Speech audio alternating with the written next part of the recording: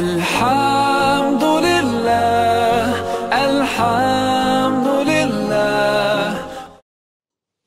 Assalamu alaikum wa rahmatullahi wa barakatuh.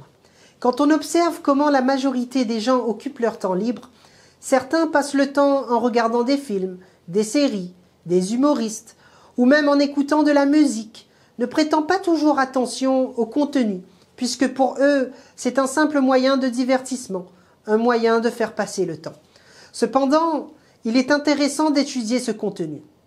Notre façon de parler et de nous comporter a beaucoup évolué ces dernières années, au point où la vulgarité dans les propos et le comportement est omniprésente. Et plus grave encore, c'est une chose qui nous fait rire ou qui est recherchée. À force d'y être exposé, on ne voit plus quel mal il y a à parler comme ça, ou même à se comporter ainsi. Faisons-nous vraiment attention au dialogue des films et séries, ou encore de la musique que nos proches ou nos enfants écoutent? Savons-nous quels messages sont passés? La vulgarité n'est pas une chose légère en islam. Être irrespectueux, être vulgaire, tout comme mal se comporter, sont des comportements graves, comme nous le retrouvons dans cette parole du prophète Mohammed sallallahu alayhi wa sallam, indiquant qu'Allah subhanahu wa ta'ala déteste l'homme obscène et vulgaire. Ce hadith est un appel à la prise de conscience. Ce n'est pas une chose anodine que de faire partie des gens qu'Allah déteste.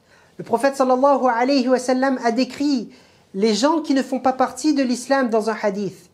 Certes, la grossièreté et l'insolence ne font en rien partie de l'islam. Et certes, les gens dont l'islam est le meilleur sont ceux qui ont le meilleur comportement.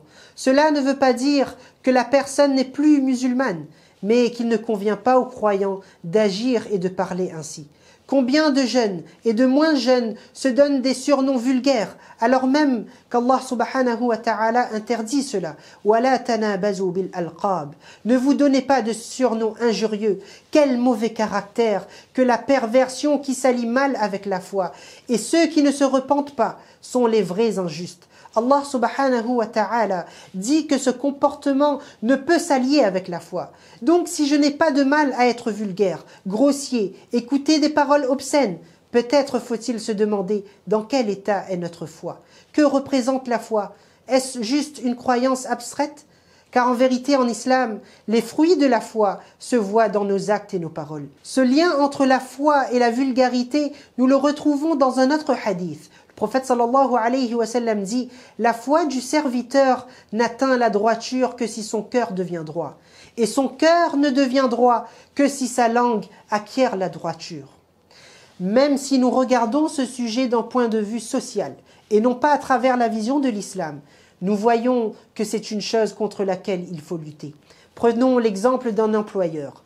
Pensez-vous qu'il travaillera au quotidien avec une personne qui ne parle pas correctement, qui est vulgaire ou irrespectueux? Comment les gens qui ne nous connaissent pas vont-ils agir envers nous si nous leur parlons mal, si nous dérangeons nos voisins, les gens dans les transports? Et quand cela se produit, les gens ne se disent pas que cela est le comportement de telle ou telle personne. Ils se disent, voilà le comportement d'un musulman ou d'une musulmane. Et cela impacte toute notre communauté. Le prophète sallallahu alayhi wa sallam dit, vous ne pourrez pas gagner les gens avec vos biens.